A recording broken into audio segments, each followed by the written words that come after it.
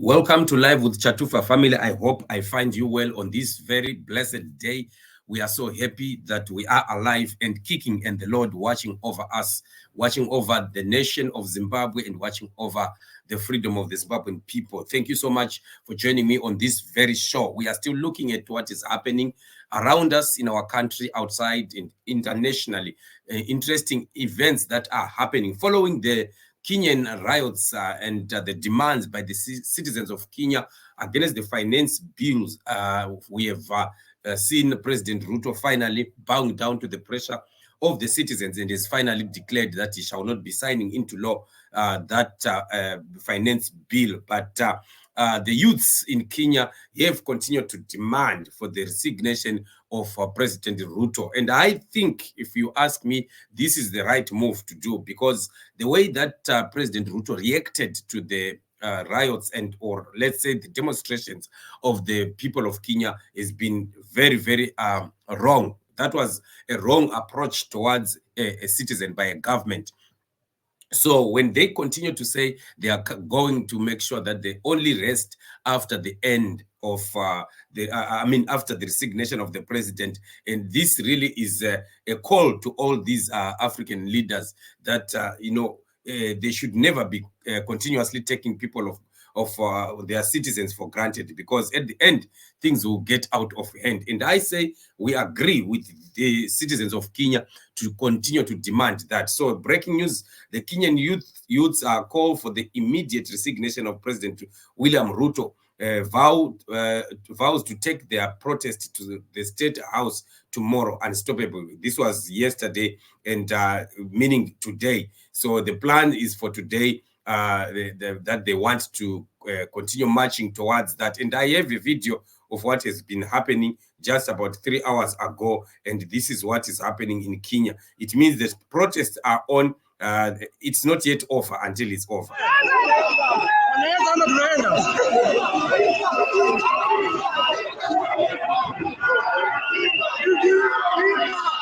So this is what is happening, and the youths are still adamant they want the resignation of President Ruto. And who would blame the youth? Who would blame them? Because like I said, that the way that the government reacted to the mass protests of citizens was totally wrong, where we had quite a number of people that lost their lives, people that were abducted and have disappeared, they've not yet been found, and that is not what a good government should ever do. So for them to demand the total resignation of President Ruto, I think they are justified, and we've seen the war that is now erupting right inside the government of Kenya, where the vice president of Kenya came and attacked the intelligence chief and the other security bosses, and threatening them that they must resign. And of course, after they said that, we have also seen a letter that has been written by one of the bosses, the security chiefs, also attacking the vice president and demanding that they are not,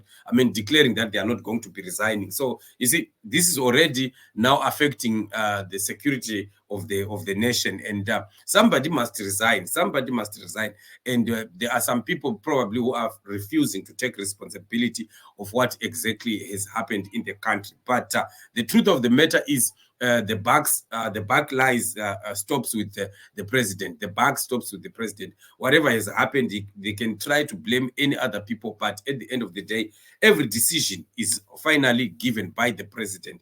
He gives the go-ahead, or he can stop anything, or he can suggest something different from what we have seen the government of Kenya reacting. The way that we've seen them reacting was totally very irresponsible. And no one can condone what has happened in Kenya. As African people, we are against governments that are rogue, governments that are violent, and governments that want to use excessive force, lethal force upon citizens, especially when citizens are just trying to air out their grievances about the way their elected officials are governing their nations. So that should not be a story. That should not be a warrant to have somebody killed.